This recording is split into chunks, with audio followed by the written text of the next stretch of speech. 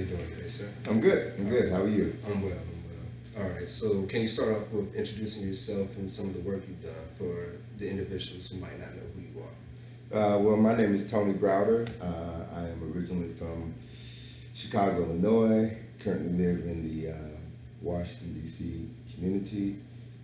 I've been here since 1971 when I came from Chicago to attend Howard University and found this region to be conducive to my development as a black man. And I have written a number of books on African and African American history and culture.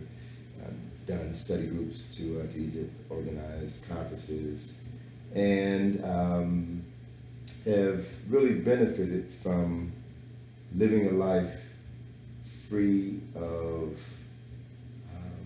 how can I say it, free of external influences. By that I mean that I've been self-employed since 1979. So I learned early in my career that the only people who were going to truly appreciate me and my talents, or the only person who would truly appreciate me and my talents was me. And that the sooner I gain control over my finances, the sooner I would be able to gain control over my freedom. So I like to think that I have been relatively free since 1979 and don't have to work for oppressive individuals or corporations, and can use my time to raise money, to earn money, to do the things that add value to my life, and then in turn to share with people in my community the information that I've learned through my writings, through my lectures, through my presentations, so that I guess realistically I'm in the business of helping black people understand that they're African. Right on. So the first question I do want to ask you is, how were you introduced to the field of African intellectual work, and how did this segue into conducting studies in ancient combat? Well, my interest in African history and African culture really began after I graduated from Howard in '74, when I felt that there was a void in my education. There was a hole in my soul, and I didn't really know what the issue was. I just felt that I wasn't fully prepared to go out into the world as a black person and be able to compete successfully. And my first introduction was when a friend of mine, a homegirl who also attended Howard University, told me of some classes that were being offered in Southeast DC by an organization called the Temple of Nyame, which was led at that time by Nile Brown, who was a kind priest, one of the first persons in the DC community to bring Akan traditions to Washington. And he held a series of classes, I think it was a 10-week series of classes on African spirituality. And attending those classes just gave me a whole new reality that I was totally unaware of. Made me aware of African culture and African spiritual traditions that really resonated with my soul. And it was out of that class that I was first lent a book on Egypt, a book on pyramids. And as I started reading that book, it stimulated an interest in the architecture and the history of Egypt. And then that was 74, 75. And then 77, I had a chance to meet Ivan Van Sertima. And upon listening to Van Sertima, I became aware of the fact that the ancient Egyptians were black, something that I had never been taught prior to 1977, something that I was totally unaware of. And learning that historical truth opened another door to a greater reality for me. And as I stepped into that room through that open door, I found that there were dozens and dozens of scholars who had written books about the African origins of ancient Egyptian culture and civilization. And reading those materials ultimately led to my first traveling to Egypt in 1980. And upon making that first trip, my first trip to Africa, that's when I became convinced that I had been lied to all of my life. That everything that I thought I knew about Africa, specifically ancient African history, was wrong. And which meant that the people and the institutions that I had trusted to shape my perception of the world had failed me. And that the best thing that I could do as a person, as a young man, was to find out for myself what the truth was. And along the way, I felt a compulsion to share these truths that I was uncovering with others in my community so that they could also grow. My next question is, what resources did you use to conduct these studies, and what were some difficulties in obtaining them? What resources? The resources I used were my time and my money. And what difficulties did I encounter? To be perfectly honest with you, I found zero difficulties. Zero difficulties. Because what really helped to turn my life around and gave me a philosophical foundation for how I should live my life was the realization that that we as individuals have more control over our lives and our destinies than we've ever been told, and that what you think and how you think determines what things manifest in your life. And I was fortunate in 1980, in the fall of 1980, to come to that realization and to have it demonstrated to me the truth of that fact that we shape our own destiny. And once I crossed that threshold and realized the power that I was in possession of, the power that no one ever told me about, and no one ever instructed me as to the presence of that power or the utilization of that power.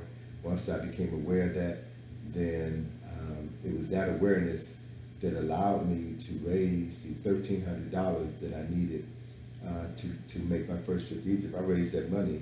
I made that money, should I say, in 3 days. And then I went to Egypt. And after I went to Egypt with this new awareness, then I was able to have experiences while I was in Egypt that further validated that awareness. And that validation helped to make it possible for me to do all the other things that I've done along this line. So one of the things that I acknowledge, and I guess I can say I'm proud of, is the fact that I've done the work that I've done, built the reputation that I've had without the formal training of an organization or an institution, without having a degree in Egyptology or history or writing or public speaking. I've been able to make a career out of that for over 30 years. And so what I know is that my ability to do these things, to manifest these things, comes from a different source. And it comes without the need to have these things validated by organizations and institutions that once they validate you, then to some extent they also control you. And they can pull the strings and tell you what you should do and shouldn't do. So I've been blessed to have lived the last 37 years of my life independent of that form of external control. And it's worked well. All right. I know you've mentioned individuals such as Dr. Ivan Burns, Satima, or Asa G. Hilliard. I just want to know, what impact did these individuals and others like them have on your studies? Well, Dr. Van Sertima opened my eyes to another reality. I started reading one of the most significant books that I've read after meeting Van Sertima was John Jackson's Introduction to African Civilization. That book just opened me up to another world of scholarship. another group of scholars who are some of the most famous people you've never heard of. And it made me aware of the fact that there are multiple tiers of scholarship. There's acceptable scholarship and unacceptable scholarship. And most of the people who became my heroes and sheroes belong to the latter, the unacceptable scholars. And in that, John E. Clark, A.C. Hilliard, John Jackson, Dr. Ben, Lynn Jeffries, Rosalind Jeffries, Dr. Wilson. And so what I noticed is that the people who inspired me were people who were deemed as a threat to certain institutions and organizations. They were people who were in possession of the truth that I felt was an essential tool that would lead to the liberation of the consciousness of black people. And so anyone who was opposed to them meant that they were in opposition to the mental, physical, and spiritual liberation of black people. So once that line of demarcation was made perfectly clear to me, then it wasn't a choice. It was a matter of being on the team that I knew had our collective best interests at heart, and that those who would stand in our way are those who have historically been enemies of our people and our interests. And once you're clear about that, then it helps to make everything else that you encounter clear as well. Was it hard for you to find outlets in which you could share your information, considering heavy criticism from the European academic community? Well, it wasn't difficult for me to find outlets to share this information. It wasn't difficult for two reasons. One is my major at Howard was graphic design and advertising. And advertising is all about marketing. It's all about getting into the psyche of people and moving them in a specific direction. So advertising is psychology. And people, this may sound a little raw, but it's the truth. People are bred to be led. People, as John Jackson often said, people are stupid, and they're socialized to be stupid. They're socialized, they're trained to be fearful and to believe in things that do not serve their long-term interests. And so once I realized that there are other belief systems out here, other ways of knowing, and once I understood how a shift in your belief system or a shift in your awareness changes every aspect of your being. So I was able to demonstrate that reality in my life. And then what I began to do was to use my skills in advertising and design to promote the lectures and events that I was going to do, such that I knew how to appeal to my target audience. My target audience was primarily the African American community. So in that light, I never concerned myself with what others would think about what I was doing, because my product is not for these other people. I'm clear about who my market is. I'm clear of what my intentions and objectives are in reaching my market. And once I began to see how people responded to my message, I knew that my message was on point. So it was simply a matter of continuing and amplifying that message, which is what I have done and continue to do. And then the other reality is being aware of the cyclical nature of the universe. Everything in the universe follows precise cycles, whether it's a daily cycle, monthly cycle, annual cycle, cycle of decades, cycle of generations. Everything follows specific cycles, and these cycles exhibit themselves in patterns of human development, progression or regression. So once you study history and know or are familiar with the various patterns or cycles in history, then it's simply a matter of understanding where you are in a particular cycle, where you are in a particular pattern. So for example, we just recently entered fall, right? So fall is a part of an annual cycle. So if you understand that you're in fall, then you would know that this is not the time to plant a harvest. So each cycle demands a certain behavior or a certain respect for the laws and the energies associated with that cycle so that you can benefit from the time that you spend in that cycle. So it's really very simple. The process is really very simple. And once you understand the intricacies of that process, then it's simply a matter of functioning within the guidelines associated with that period of the cycle. And that's a greater guarantee of the outcomes that you desire as you move through that cycle.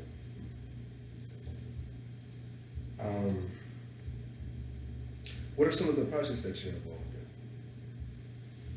Well, the projects that have brought the greatest awareness of my work have been my writings, my books, and then the presentations that I do on the books that I've written.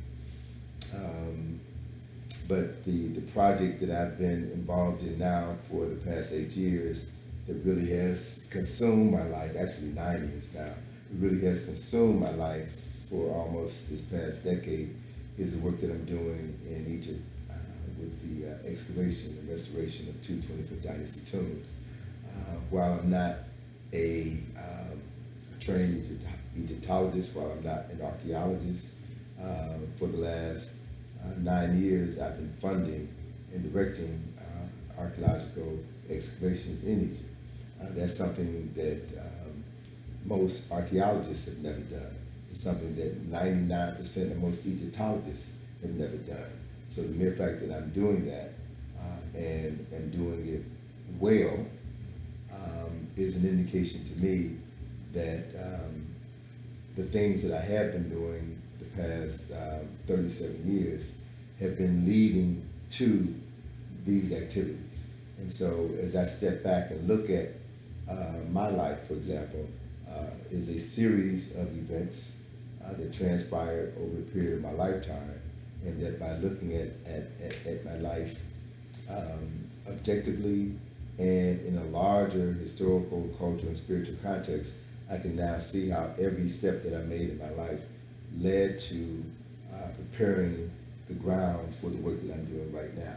And so it reinforces an idea, a concept that I've lived by since the 1970s, is that there's no such thing as chance, coincidence, or accident in the universe ruled by law and divine order. Everything happens for a reason.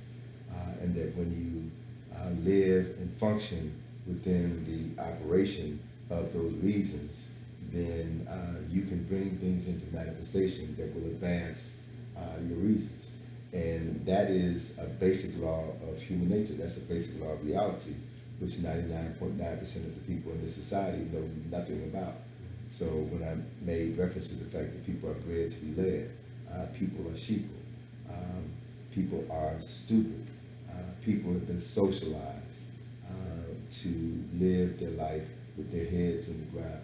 They've been socialized to be fearful of things that they know nothing about. And as a consequence, that socialization process and that fear prevents people from living up to their potential as human beings. And that once you begin to become aware of who we are as a people, then that removes all barriers to our progress. And it also frees you from being concerned about what others think about what you do. And as far as I'm concerned, the last thing in the world a person of African ancestry, a black person, should be concerned about is what are white people going to think about what I do.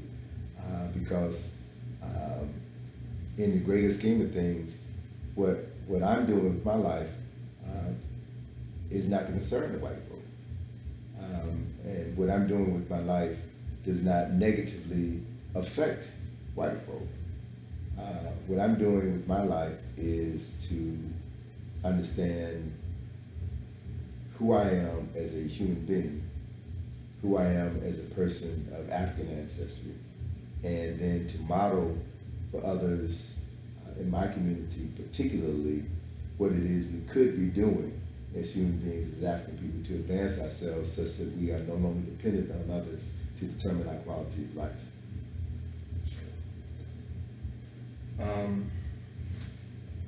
Along with works such as the Browder Files and Egypt on the Potomac, what are some recommended works that I and others should study to get a grasp on the history of ancient Kemet and the Black presence on a global scale? Well, I would certainly recommend the works of the giants in the field, Shaking to Job, Teofilo Benga, A.C. Hilliard's work, Charles Finch's work, the works of Ivan Van Sertima through the Journal of African Civilizations. He's produced 2 decades worth of groundbreaking information about the primacy of African people in Africa, in the Nile Valley, in Europe, and in Asia. So there is a ton of works that have been deemed off limits by most institutions, black and white. And the reason being that this information conflicts with the dominant paradigm, and it creates a perception of successful black accomplishments that this society and that most white institutions within this society and most black institutions within this society do not want black people to be acquainted with. And as a consequence, we are led, our lives are impacted adversely, not so much by what we don't know, by what we know, but by what we don't know.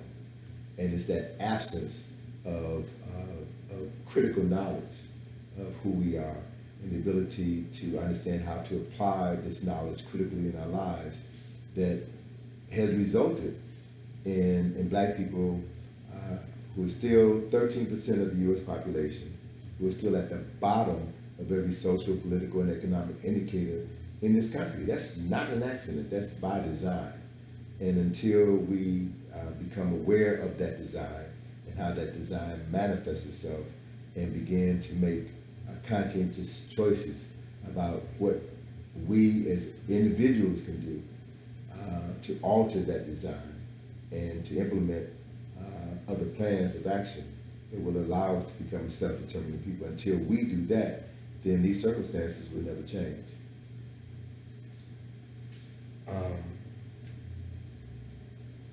For someone like me who aspires to take on the same tasks as you in the near future, what advice would you provide in terms of beginning to conduct personal studies and how to become well-versed in the information?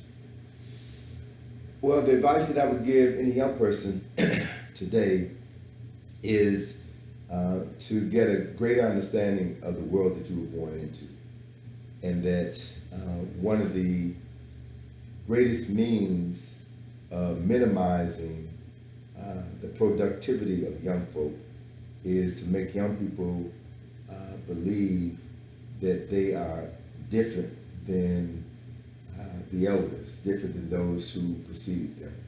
There's an old saying that youth is wasted on the young, right? And you really begin to understand that as you get older, because young people are young, and there's a whole process to youth. You know, there's a whole process to the development of youth. So much so that in nations that care about young people, nations that love young people and have an investment in their development, they create institutions to help shepherd young people through the most difficult periods in their lives. And the most difficult period in the life of young people is the teenage years, between the ages of 13 and 19. What a great percentage of young people do during their teenage years determines not only the rest of their lives, but the quality of lives of the generations who will come from them. So if you deny young people certain historical information, certain mental and emotional and spiritual information, then it guarantees the system that they will be unproductive members of society. And as a consequence, they will feed into maintaining the very system that was created in order to destroy them. So I would encourage young people to become aware of the value of rites of passage programs that were created in Africa specifically and in other indigenous countries to help shepherd young people through this period of young adulthood, so that you know that you're part of a larger society and that there is a role for you within the society, and that you're not separated from the adults in the society, because you're going to be an adult one day. You're not going to be young forever. And the things that you do while you're young can determine the quality of your adult life. So to prepare you for adulthood is critical to the success of any nation. It's critical to the success of any people. So what I see, unfortunately, in many of our young people. All right, let me give you this visual. I came to Howard in 1971 on the heels of the Black Power, Black Consciousness movement, right? So it's safe to say that maybe 60% of the people on campus at Howard University, 1970s, early 1970s, were wearing afros. Sisters were wearing afros, and it was a sign of your embracing African history and culture and everything that went along with it. 2 years ago, I was going up to Howard to film the Rock Newman Show, which is broadcast at Howard's TV station. And as I was walking on campus, and this is 2 years ago, so that would have been 2015. As I'm walking on campus, I would dare say 95.5% of the sisters that I saw on campus had fake hair, wearing other people's hair. And just that contrast of 40-something years ago, seeing sisters with afros, and now seeing everybody with fake hair, was very telling to me, because in my book From the Browder File, I wrote an essay entitled The Politics of Hair. And in that essay, I postulated that you can always determine the consciousness of Black people based on the hairstyles that we wear. And that when you think in terms of much of the discrimination that we faced during the 40s, 50s, and 60s, was attributed to the fact that with our hairstyles, we were emulating our oppressor. Women had perms. Even in the 60s, as an advent of that horrible 70s, as an advent of that horrific movie Superfly, Black men were now wearing perms in order to look like priests, the cocaine dealer that was glorified in the movie Superfly. And so what I saw was the more we got away from honoring, loving, and appreciating our Black essence in its natural state, the more susceptible we were to being oppressed by the society, by white people in the society, by racists within the society. And then and I couldn't help but make the association that as whites saw Black people associating consciousness and racial pride in wearing an afro, in taking on African names, in developing concepts of Black unity, that threatened the white power structure. So they needed to neutralize that. And so one of the best ways of neutralizing that was to promote a film, Superfly, that would encourage drug use, that would encourage Black men to now wear perms. And I even remember, James Brown, the Godfather of Soul, 1968, had a song, How You Gonna Get Respect If You Ain't Cut Your Process Yet? James Brown went from wearing a process to wearing an afro, and then he went back to wearing a process, right? Which was indicative of the system getting to James Brown and forcing him to conform. So Black folk went from perms to jerry curls, which is another expression of Black self-hatred. It seems like a harsh term, but when you think about it, what else describes the fact that that you would put chemicals in your hair, which is a gift from God, a gift from the Creator, your hair, which is a physical reminder of our connection to God, our connection with the cosmos, our connection with the Creator, and that the curls in our hair act as natural antennae to draw spiritual energy into you, to help you become a soul brother, help you become a soul sister, and you do away with that simply because of someone else's standards of beauty. And the more we do that, the more we turn away from our natural gifts, our natural beauty, the more easily manipulated we are by the oppressor, such that now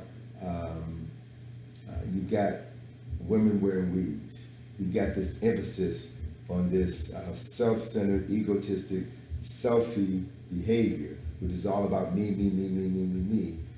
which only contributes to the further disintegration of the African American community, which only leads to the further disintegration of unity within black folk. So until you can begin to see how history repeats itself, cycles of history repeats itself, and fashion is another means of manipulating the psyche, the conscience of people. And if you recall what I said earlier about advertising and marketing, all these trends are trends that were created by advertising and marketing people. You know, it's no coincidence that you see a figure like Beyonce, for example, in the video, wearing blonde hair and a weave, and 2 weeks later, all sisters are wearing blonde hair and weaves. Right? So it speaks to an aspect of the basic neurological structure of human beings, and that neurologists talk about an important part of our neuroanatomy that is referred to as mirror neurons. Human beings are designed to mirror what we see in our environment. It's one of our basic and fundamental means, tools of survival and adaptability. Children mirror their parents.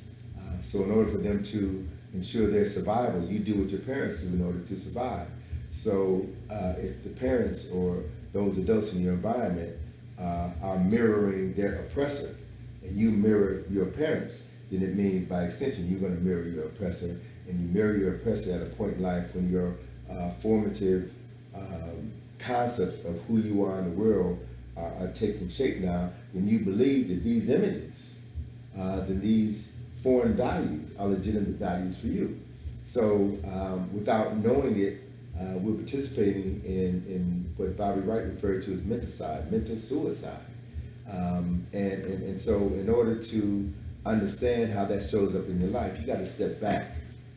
You know, you have to take a knee and step back and really evaluate yourself. Who am I? Whose thoughts are running through my head? And if these are not my thoughts, then how do I find my legitimate thoughts, or thoughts that allow me to express the fullness of my humanity, not buttressing someone else's humanity or someone else's perception of reality. And again, looking back on my development, I was fortunate early in my life, early in my career, to have examples of African manhood and womanhood that centered me and grounded me and have sustained me. So I feel an obligation to model this behavior, this way of life for other young people who are looking for validation in life. And my prevailing thought and feeling is that you don't have to imitate your oppressor in order to be successful. You can be yourself. You were born to be yourself, not somebody else. And so you have to understand first who you are as a person of African ancestry. And unfortunately, what muddies the water is for us to get caught up in other people's systems, other people's isms, other people's sexual confusion, where we make sexual orientation the most important thing in our life, as opposed to cultural orientation. And so if you don't understand the significance of these distinctions, then you'll be lost. And you'll remain lost until you reach a certain level of maturity where you're able to see how decisions that were made when you were young may have helped to prevent your growth and development into adulthood, and that at any point in your life you are obligated to stop and assess your life, evaluate the last year, the last 5 years, the last 10 years, and do an honest assessment of who you are and where you're going, and be willing to make course corrections if necessary. And oftentimes those course corrections are determined by who you know, by what you've read, and by identifying with people who are role models, who have lived a life or set an example worth replicating.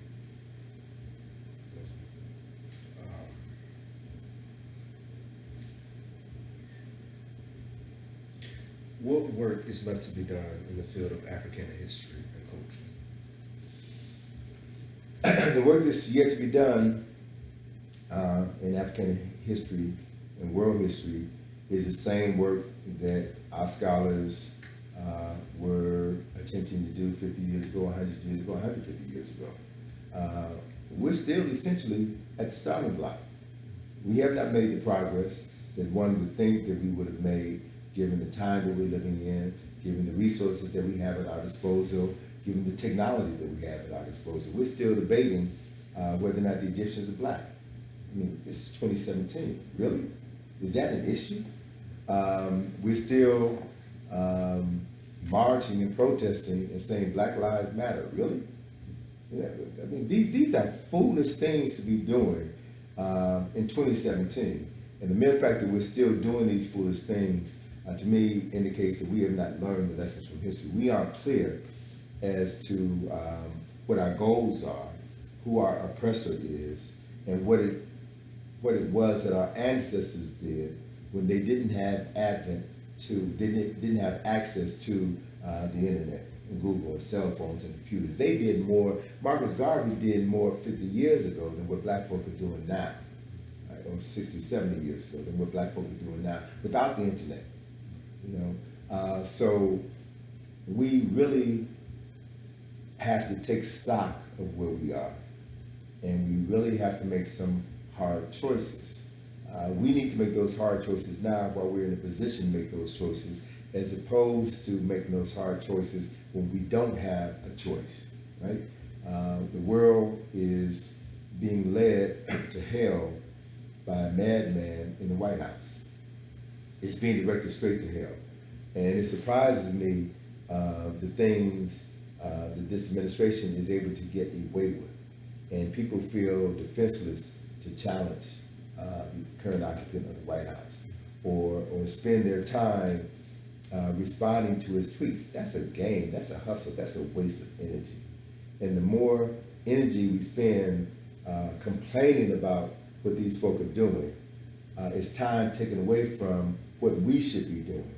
And all we need to do is do ourselves, be our authentic selves, and it changes our relationship with everything and everybody around us. And an excellent case in point is the current administration in North Korea.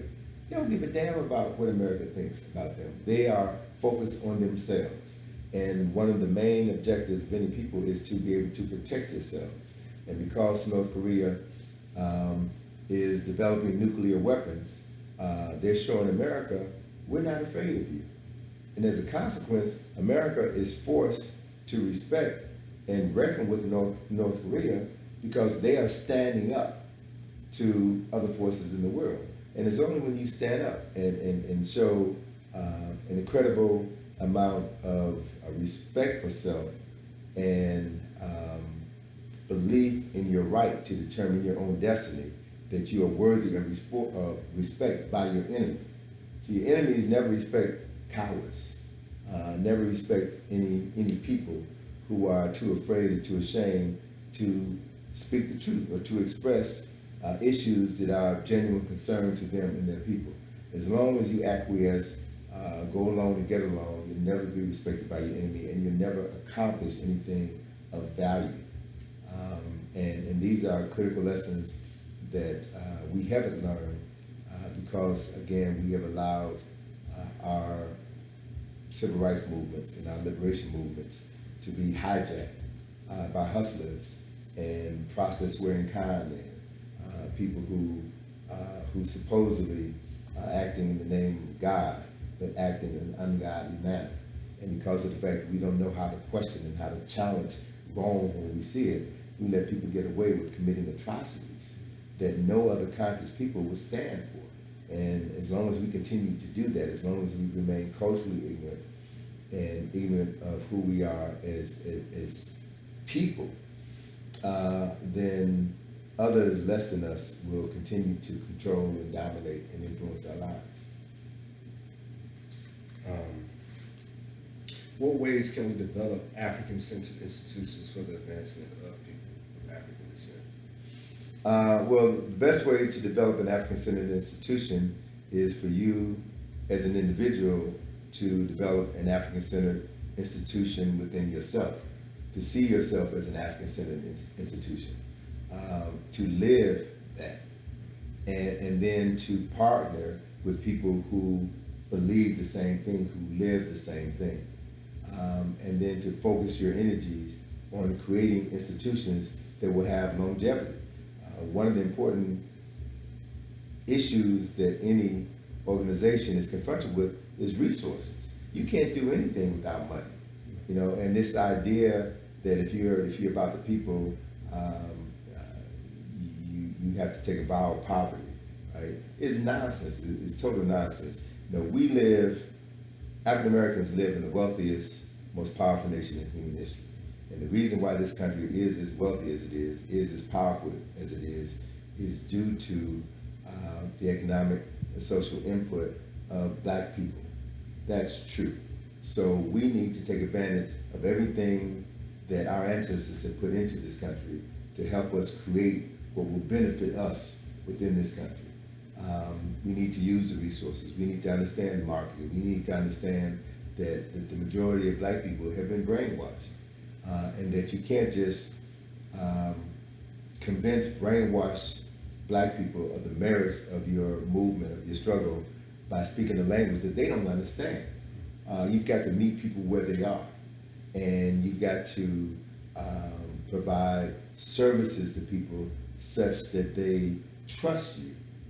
And if they trust you, they'll listen to you. And if they listen to you and apply the things that you share with them, they will see the value of listening to you and working with you. And then you're able to grow something with the trust of the community. Short of that, we will not have any meaningful progress, any lasting progress.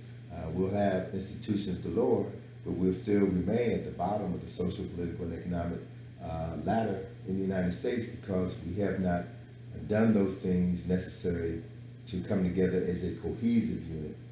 And we have not made the sacrifices required in order to accomplish the things that sacrifice demands. And when I speak of sacrifice, I'm talking about individual and personal sacrifice that extends one individual's life and actually has to extend multiple generations in order for them to bear fruit. And until we understand that degree of sacrifice, then we'll always have organizations, we'll always have movements that are moving around but not really going anywhere. So I think, one of my suggestions is that we take a knee and do an assessment of our movements, of our organizations, do an honest evaluation of the leaders that we have followed, and based on that evaluation, make a determination as to where we went wrong, where we went right, who our friends were, who our enemies were, and then to formulate a plan of action that will be implemented and modified until it's perfected to the point where it can be institutionalized and practiced across the board for at least 3 generations in order for it to yield favorable results. All right. So, in conclusion, I just wanted to know if you had any closing remarks or messages for Black people in this country and on a global scale. Well, let me ask you a question. Why did you want to come here? Why did you want to talk to me? Because I wanted to learn from you, being an individual, as I said, being an individual who wants to be in the same position as you, somebody who is looking for the answers, somebody who is trying to find himself, both in a modern context and on a historical context. Definitely saw you as somebody that I can get that information from and be molded into somebody who finds that African-centered thought within myself. Mm-hmm. So along that same line, I can tell you that was the same desire that I had to identify with Black men initially, coming from a single parent household, never knowing my father, looking for models of Black manhood that could help me shape the man that I was to become. And so I was looking for role models, as they say, and found in A.C. Hilliard, and found in Dr. Clark, and found in John Jackson, scholarly role models, academic role models that I chose to emulate. And what I can tell you from personal experiences is that it's a very elite group. It's I don't want to say a lonely path, because there's nothing wrong with being alone, because there's certain power in being alone if you're grounded in knowledge of what you're carrying with you. But this is a road less traveled. Let's put it that way, and that you're not going to find a lot of people who would think the same way, since most people are socialized to follow the herd, to follow what's popular, and right now, doing things of an African-centered nature are not popular. The popularity is increasing as this cycle comes back around, and it does follow specific cycles, you know. And for me, it's about every 20 years or so, there's renewed interest in things African, Afrocentricity, and things of that nature. And so the key is you come into this cycle of understanding and increase awareness and appreciation in things African based on understanding the other cycles. And understand that this is nothing new, that this is part of a ongoing tradition, that or part of a brotherhood, if you will, that has been going on for thousands and thousands of years, and that the mass majority of people have no real understanding or no real appreciation for this journey. And so it's not one that's going to be very popular, nor does it need to be popular. The issue is, for me, if it yields the results that you're looking for, that's really all that matters. If it's allowing you to find a sense of peace and comfort in your life, it helps you to chart a course, cultivate relationships, meaningful relationships that add value to your life, meaningful relationships that will allow you to go to sleep at night without harboring a guilty conscience, without fear of retribution, then that's what is important. So, just as elders in my community have invested in me, I feel an obligation and responsibility to invest my time and energy in other young folk to help them navigate this critical period in their lives so that you can become productive members of society. And that is what this is a journey, and that's what this journey is all about. And I'm always willing to encourage young people to think outside the box. The box is a coffin, and it's designed to stymie your development, and it's really built to suffocate you, and that there is freedom outside of the box, that you don't have to do what everybody else is doing.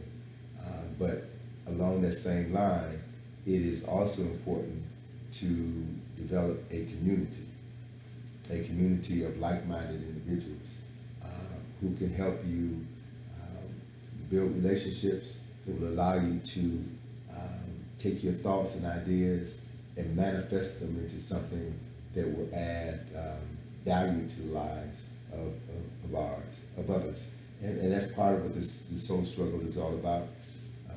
Looking back on the last 400 or 500 years, I can say that we've made a lot of progress, but we still have a long ways to go, and that it will probably take another century or two or three until we finally get on a path that will ensure continued success on the part of our communities, and that is what we really should be striving for.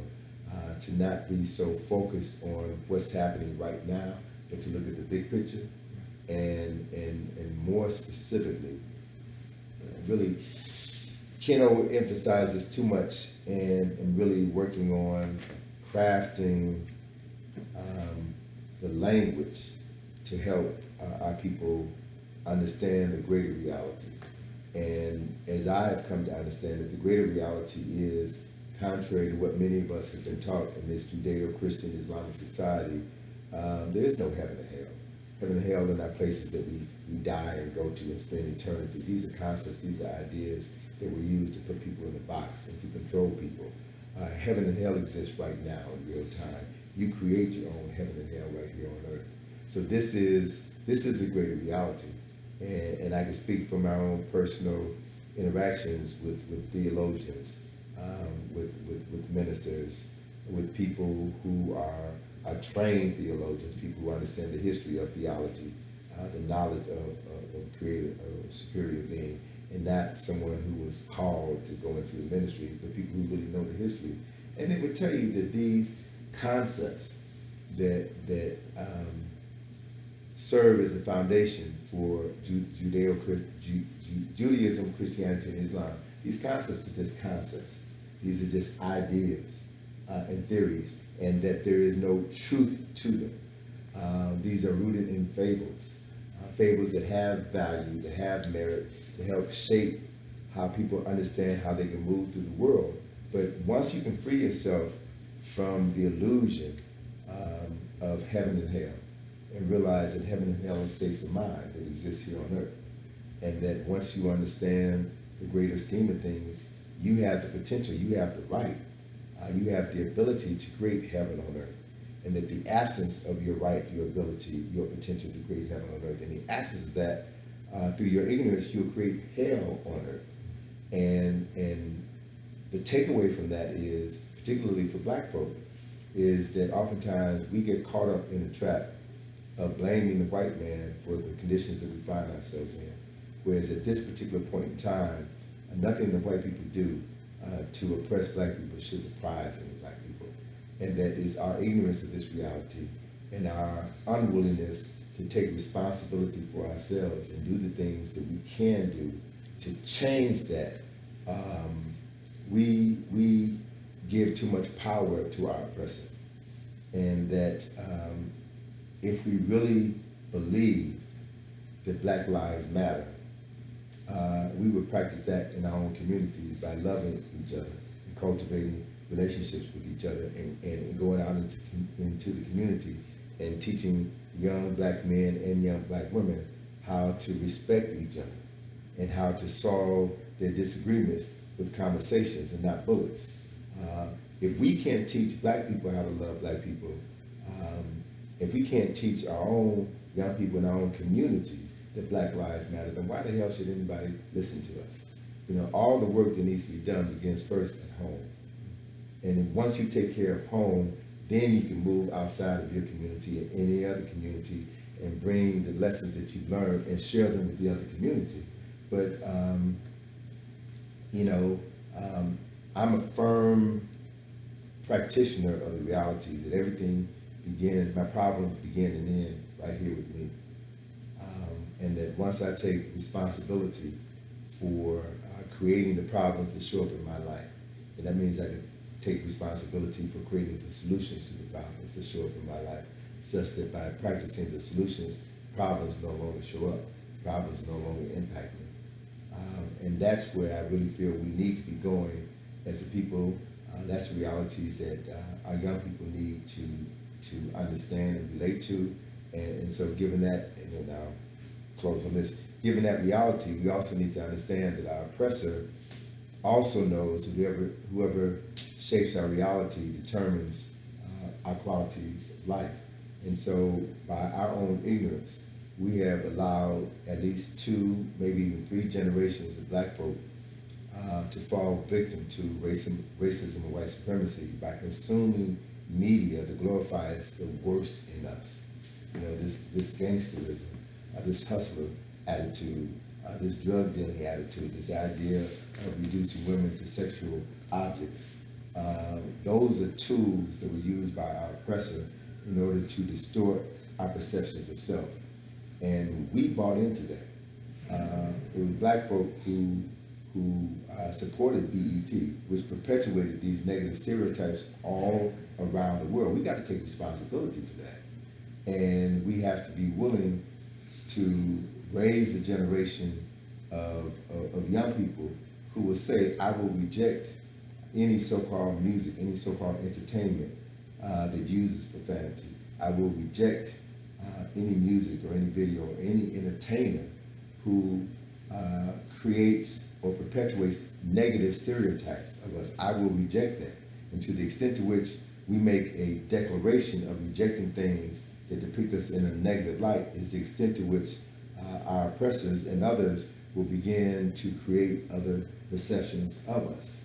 You know, and it's our validation of those perceptions that will ultimately determine how we will be viewed around the world, and our final destiny. So in that regards, I understand clearly that our future has always been in our hands. And when we know that, and we accept responsibility for that, and we can shape our future, we can do what free people are supposed to do and assume total responsibility for creating every aspect of your life and all the lives that will come for you for the generations to come. And until you can think like that, until you can act like that, and live your lives like that, you aren't living, you aren't free. So it's a pleasure meeting you, and your friends and your associates. And I would like to say, for the record, that I'm here to help you all negotiate some of the challenges in life, and to help you get out on the other side, to help you graduate from Howard University with your mind, your heart, and soul intact, so that you understand what your responsibilities are as an educated black man, to face the world and build something that will allow the generations to come after you to honor you for your hard work and your diligence, and that's really what it's all about. All right, so I appreciate you for giving us the time to come in and interview, and you definitely dropped a lot of jewels on us that we really, we'll take with a grain of salt. So I appreciate it again, and Okay, thank you. All right. My pleasure. I know. And